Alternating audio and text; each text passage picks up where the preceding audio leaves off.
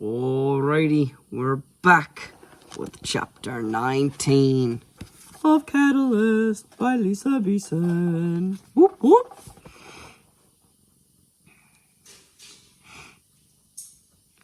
Ari opened her eyes to see Cam looking down at her, his face spreading into a smile when he saw she was awake. "Good morning, sleepyhead," he teased. "How are you feeling?" Asa asked, coming into view. "I tried to make sure that the sedative wouldn't have any side effects, but I want to make sure. Do you feel any nausea or disorientation?" "No, I'm fine," Ari said as she took stock of herself and realized that she felt no pain, but there was a strange pressure at the end of her right thigh. Trying to sit up, Cam shook his head at her. "Hold up, Pipes," he said as he pushed the button to raise the top half of the bed for her. "Let's go slow for the grand reveal." "Okay," she said as the bed rose up, purposely not looking down yet. She noticed that everyone had changed out of their surgical scrubs, and Gordon, Maya, and George had come in and were standing there with Claudia, Miles, and Joshua eagerly watching her. Ari took a deep breath before she looked down at her right thigh and saw the robotic leg attached to the end of it. "Whoa," she breathed out as she slowly reached down to touch it. It wasn't sore or tender like she expected when she touched where the machinery merged into her thigh. It was perfectly healed. It was as though the surgery happened years ago instead of mere hours. It was so surreal that it took a moment to adjust to what she was seeing and wrap her mind around the fact that this was her reality now. She was an actual cyborg. "Wait, what if I grow more?" she asked, thinking back to her memory. "I've been growing a lot lately." Joshua stepped forward. "Taking your age into account, we figured there could be a possibility of more growth. So Miles and I programmed it to remain symmetrical with your left leg. Once it perceives an imbalance in your gait, it will correct itself." "Try moving it," Miles suggested, his anticipation barely concealed. Ari nodded, then focused on flexing the robotic toes. They moved the instant she thought about it, just as her real foot would have. Ari gasped and brought her hands to her mouth. "Oh my gosh," she whispered as tears streaked from her eyes. Everyone was looking at her with amazed smiles on their faces. She tried to bend her right knee, and it moved just as her left knee would, the machinery moving smoothly and silently. After she extended it out straight again and experimentally rotated the ankle, she burst out in a tearful, incredulous laugh, and Cam enveloped her in a tight hug. She hugged him back and cried tearful joys, and cried joyful tears into his shirt as the others cheered and patted Miles and Joshua's backs in congratulations. When Cam and Ari let go, Joshua came over with a pen and touched the heel of the prosthetic foot with the tip of it. Can you feel this, Ari?" Ari's face broke out in a wild smile as she nodded. He touched the top of the foot. "How about this?" She nodded again. He moved the pen up her shin onto the knee. "And this?"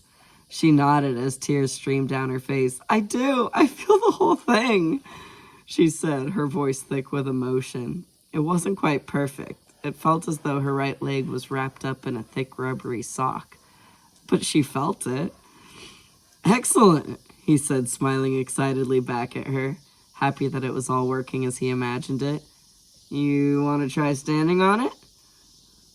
"Okay," she said, as she brought both legs over the side of the bed and put her feet on the ground. She glanced at Cam, who smiled and nodded to her to go on, and then she tenuously put her weight on both feet and stood up. She was standing unaided. "I did it! I'm standing!" "Cam, I'm standing!" she shouted excitedly before hugging him again. "I'm so happy for you, Pipes," he whispered into her ear before letting go, and Ari could see the tears in his eyes. She quickly looked away before he undid her completely and turned back to Joshua. "Try walking," Joshua urged her. Ari felt like a toddler taking its first steps as she moved her right leg forward and put her weight on it cautiously, and then brought her left leg forward. I did it. She took more steps, trying for a smoother, more natural gait, and after a few paces around the room, she actually managed to walk smoothly, without a sign of a limp. Ah! She screamed as she strode over to Joshua and gave him a big, tearful hug. Thank you so much. I can't believe this. No problem, he said as he hugged her back, enveloped in her gratitude. I'm glad we could do this for you. She pulled back to kiss his cheek and then went over to Miles and gave him a kiss on the cheek and a hug as well. Thank you, Miles. He held her tight, and he could sense his happiness for her. You are very welcome, sweetheart. High on excitement and gratitude, she hugged everyone in the room before twirling around and bouncing on her two perfectly working legs. You know you're not allowed to wear long pants ever again, Cam teased. That thing is too insanely cool to cover up. Claudia came over and wrapped her arms around him, and they were both smiling happily over at her. Ari had to agree. Her new leg looked so incredibly awesome, she couldn't even stand it. Suddenly she felt the urge to run. She jogged in place and then went over to the lab doors and opened them before she went through. She glanced back at Cam with a wicked grin. Race you to the gym, she called to him, and then sifted as fast as she could. Everything froze in place as she moved through the building. It felt so unbelievably amazing to move like this again. She felt free. She felt whole again. It only took a second in real time, and she was already in the gym and running around the suspended track, slowing down to a normal pace so she wouldn't drain all her energy too quickly. She nearly gave Wyatt a heart attack when it seemed as though she appeared out of nowhere. Cam was just about to come back with a pithy remark when Ari seemed to have disappeared. He couldn't help from laughing at everyone's various expressions of shock and surprise. That's my girl, he thought proudly. Wait, what just happened? Did she just disappear? Claudia asked, confused. Cam shook his head. Nah, she's just going really, really fast. Cale called it sifting. It's an iron thing, he said before remembering who he was talking to. Oh, crap. What do you mean by iron thing? Claudia asked, looking up to him quizzically. Nothing. Don't worry about it, he said, brushing the question off while he extricated himself from her embrace. Come on, she's probably already in the gym, he said, jogging towards the door, and they all began to follow behind. Ari couldn't get over how her new leg moved just like a real leg would.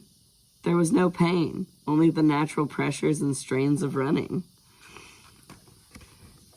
She never would have thought that she would have missed running so much.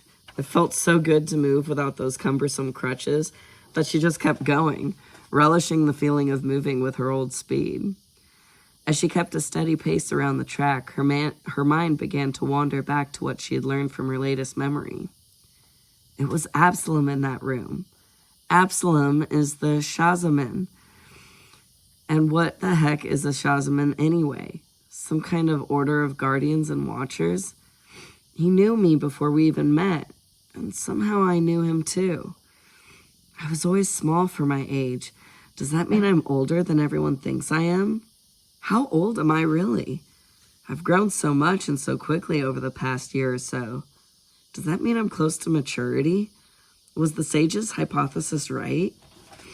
Cale had said that maturity could occur anywhere between the ages of 16 and 20.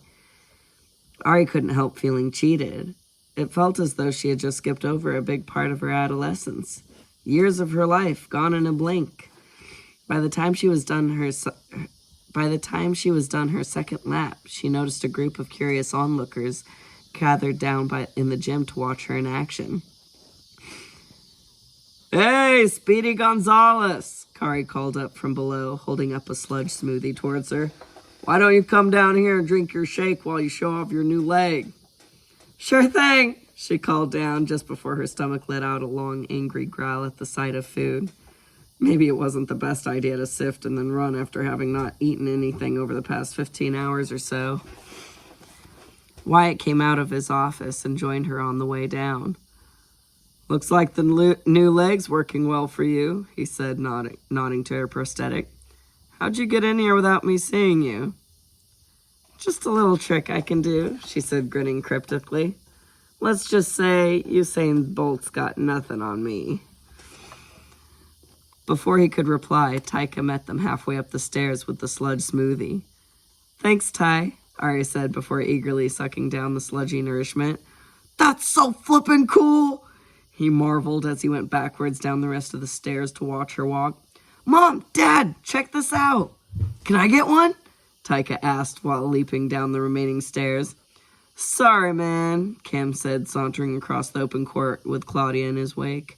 You only get a cyborg leg if you take on an RPG and live to tell about it. And that's not a challenge, Corey warned his son with a stern look as he came over, and then ruffled Taika's mop of hair as the boy pretended to pout. It's good to see you walking around, Corey said to Ari with his usual friendly smile. It's not giving you any trouble? Ari shook her head. No, not at all. Miles and Joshua did an amazing job, and Ozzy healed everything up so well. I don't have any pain. She flexed the joints and moved it around to prove the point. That's good to hear, he said, bringing her in for a side hug. Even though she was close to 5'10" now, the big Maury man still towered over her at 6'4". Now you can stop being a lazy lump and actually start helping out around the kitchen, instead of just passing through as you demolish all the leftovers, he said with a wink. Let's see, you can start with the floors, and then the deep fryer. Oh, don't listen to him, Nina said dismissively as she and Ellie came over. You can start by cleaning the ovens, she teased. Ari laughed and then was caught up in a big hug from Ellie. It looks so amazing, Ari, she squealed. We got you a gift, she said excitedly while stepping back and shoving Nina forward, who brought out a colorfully wrapped shoebox from behind her back. Aw, thank you, Ari said as Nina gave her the box. But you guys didn't need to give me anything. Yeah, we did, Corey said, glancing down at Ari's bare feet. Ari smiled self-consciously and then opened the box to see a brand new pair of classic Adidas Sambas. They were the same shoes her brother Hector had always liked to wear, and she was instantly hit with a pang of homesickness. But it wasn't nearly as bad as it had been in the past, which saddened her. She didn't want the pain to go away. She didn't want to stop missing them. The pain of missing them was the only link left to prove that she'd actually been a Riley. Marin told us what shoe size you wore, and Cam said you liked Adidas, and you're pretty sporty, so, Nina said, uncertain of Ari's lack of response. Do you like them? If not, we can take them back and get you something else. No, these are great. I love them, Ari assured her, taking them out of the box to look at them while she tried to figure out her emotions. I wanted to get you some leather high-heel boots, thinking it would suit your new look better. But Mom said they wouldn't be very practical, Ellie said with a dramatic roll of her eyes.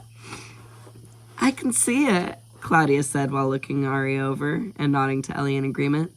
High boots, short skirt, leather jacket, and her hair. She'd look like a real-life comic book heroine. Ari had noticed Claudia glance at her scars when she stumbled over her words, but she'd evidently decided to take the more tactful route and chose not to mention them. But Taika apparently had no such compunction. Yeah, especially with her scars, and if she had a cool weapon like a katana. Man, that'd be so badass. Corey smacked him on the back of the head. Watch that mouth, boy, he warned.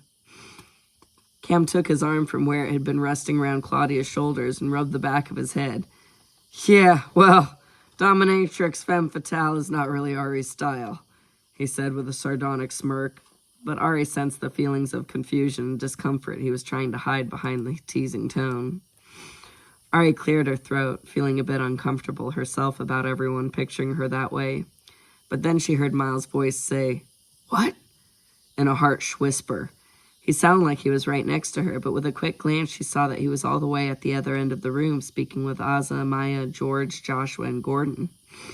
Her super hearing was glitching out randomly again, and she could hear the group's hushed conversation, about her idea to take on the Red Death virus. It didn't sound like Gordon, Miles, and Joshua were any more keen on the idea than Ozza and George were. "You okay, Ari?" Wyatt asked, looking concerned at her sudden space out. Yeah, I'm fine. Cam's right. My style is more boringly low-key and comfortable. But anyway, thank you all so much, she said to the Tahana family while putting the shoes and the box down on the stairs and then giving them all hugs. "Absolutely no problem at all. I had nothing to do with it," Taika said while trying to dodge her attempts to ensnare him in a hug. Ari knew about his aversion to public displays of affection, but she went for it anyway and was too fast for him, managing a quick squeeze before he wiggled out of her grasp and escaped to a safe distance. After she was satisfied that she had shown the Tahanas the proper gratitude, Ari sat down on the stairs to put on her gift. It was strange to be putting on 2 shoes again, but the shoes fit perfectly, and she could actually feel the comfortable shoe around her right foot. Smiling, she stood up and jogged in place a couple times. "This is so crazy," she said, shaking her head in wonder. "I can't believe this is all really happening." "You deserve it," Gordon said as he, Ozza, Maya, Miles, George, and Joshua came over. "You've become an indispensable addition to Sion's Keep." Ari could tell by looking at him that he was firmly against her plan with the virus, and she sensed Maya's frustration that the men wouldn't listen to reason. "I don't know about that," Ari said, shrugging Gordon's comment off. "But I really do appreciate everything you all have done for me," she said to everyone.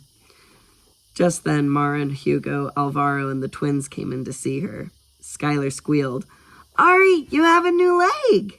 She ran over and leapt into Ari's arms. Ari lifted her up and hugged her tight. "I know, isn't it exciting?" she said, and the little girl nodded emphatically, her Egyptian eyeliner already smudged in the corners. "Well done, guys," Hugo said to Miles and Joshua while giving Joshua a proud pat on the back and squeeze of his shoulder. "Oh, Ari, I'm so happy for you," Marin said as she came over with her arms outstretched to give Ari a hug. Ari put Skylar down and hugged Marin, feeling very loved and accepted by everyone. Skylar began excitedly bouncing up and down as she grabbed Ari's hand. "Come on, Ari, play on the jungle gym with us." "Or how about a game of dodgeball?" Cam suggested as he motioned his head toward the equipment closet nearby. "I noticed a bunch of rubber balls in there the other day." "Yeah!" Taika agreed excitedly. "I call my mom and dad, and Cam and Ari, Wyatt, Joshua, and Hugo." "Hey, how did we get dragged into this?" Nina asked. "I want to be on Ari's team," Skylar insisted. "We can pick teams evenly with whomever wants to play," Wyatt said calmly. Taika's shoulders slumped disappointedly. "How about girls versus boys?" Joshua suggested. "Yay!" Skylar cheered. "Yes!" Taika said, perking back up. "Wait," Claudia said. "I'm all for girl power and all, but that's not exactly a fair match." "Sure it is," Joshua said. Oh, I was doing Taika. "Sure it is," Joshua said. "I've seen that girl move like lightning," he said, pointing to Ari. "Exactly," Claudia said with a smirk. "I didn't say it was unfair for us." "Oh, snap," Ellie said, giving Claudia a high five.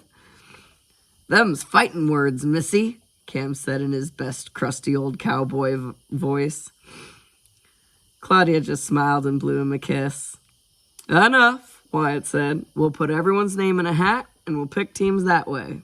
Everyone who wants to play, raise your hand," he said, looking around. Some of the adults and all of the kids except for Soren raised their hands. "You don't want to play, little man?" Ari asked. He shook his head shyly, grabbing her hand and leaning into her. "That's all right," she assured him. "We could always use someone to cheer us on, though." He looked up at her and nodded that he would. Wyatt went up to his office to get a hat and some paper to write everyone's names down on. When he came back down, he picked out Cam and Marin's names to be the captains. and then they picked out their teams from the rest of the names in the hat. Skylar ended up being on Cam's team, and Ari on Marin's. Ellie volunteered to trade teams with Skylar to avoid a tantrum, but Ari and Claudia knew that she really did it to be on the same team as Joshua. "All right, let's do this," Taika yelled excitedly. "I have to change first," Ellie said. "And it's about time for lunch," Kari said, looking down at his watch. "All right," Cam said, stepping forward. "Everyone back here after lunch for an epic dodgeball battle royale." And that was the end of chapter 19. Ari has a leg now. 2 legs now. Oh, how very exciting. Oh, this is all just... Oh, I'm telling you, it's on the verge of something, and I can't tell you what. But it's a comment. I look creepy like this. Woo! That's creepy. I'm sorry. I apologize. Sometimes I creep myself out. And then I have nightmares about my own damn face. We will be on to chapter 20 in just a moment. Dun dun dun!